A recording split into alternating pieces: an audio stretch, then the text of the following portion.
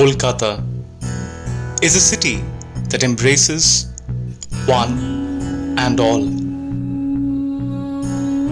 It exhibits a different color, a different character, depending on how you perceive it.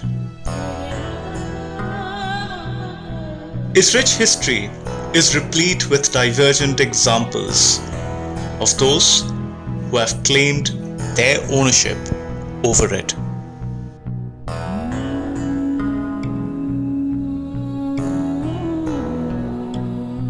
Over the years, feisty female protagonists have played a stellar role in shaping its destiny in more ways than one.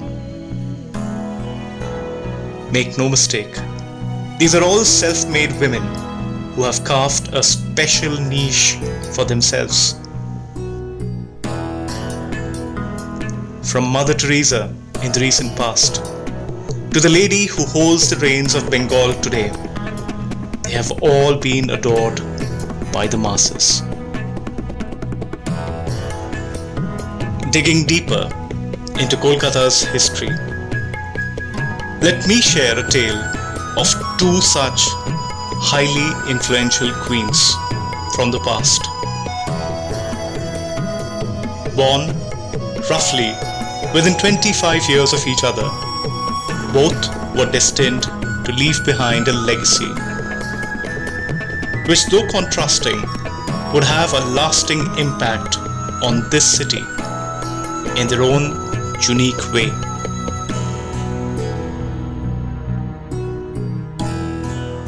This colossal structure is the Taj of the Raj, built in memory of Queen Victoria, who was revered as the Empress of British India.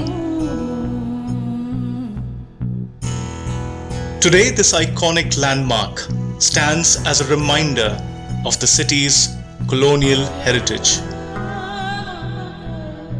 Envisaged by Lord Curzon, this opulent monument is nestled within lush green lawns and water bodies. Opened to the public in 1921, this iconic building was designed and meant to serve as a historical museum. Its exhibits are intended to remind the people of today the works of great men and women who have played a prominent part in a country's history.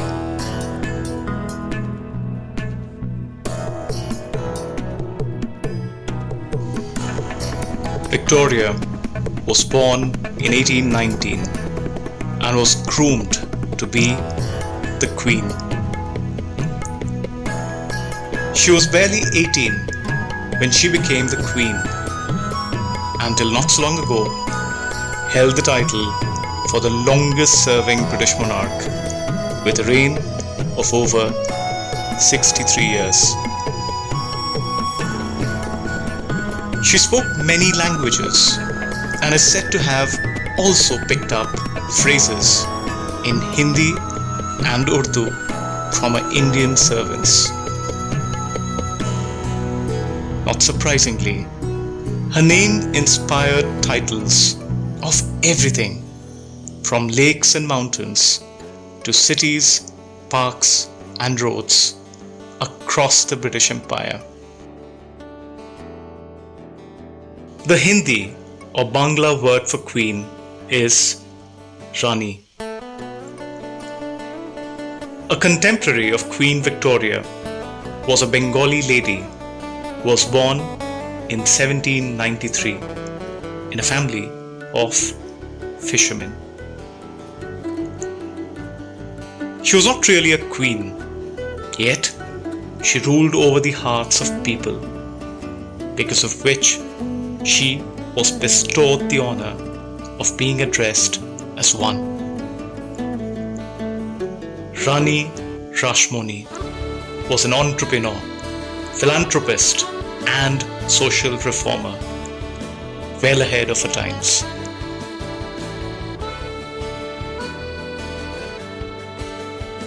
Strolling down the spice market, I had quite accidentally discovered a narrow passage which led to the over 2 centuries old heritage home that belonged to the most famous resident of Jan Bazar.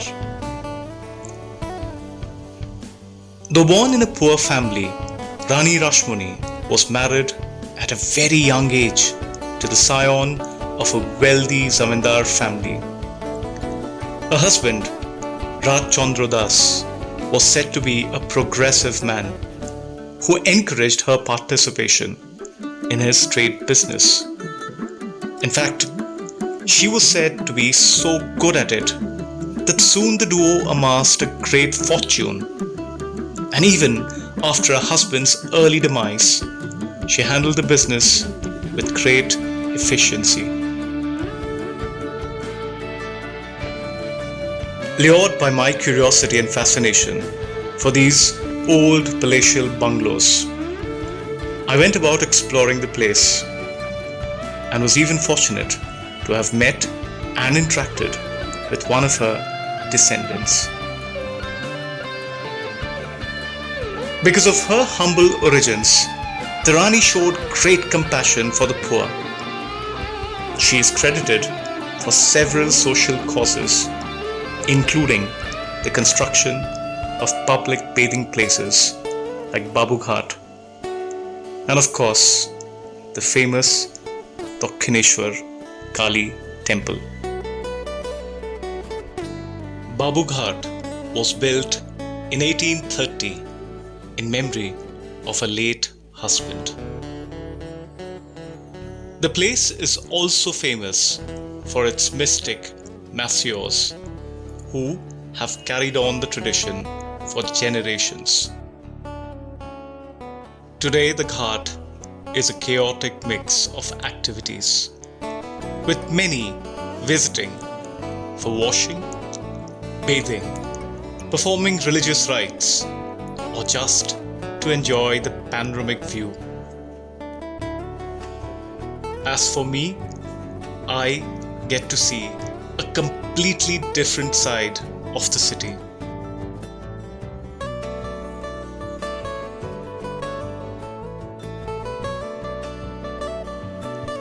Indeed, Kolkata offers such an eclectic mix of diverse experiences. There is so much to explore and learn, and well, the journey must continue.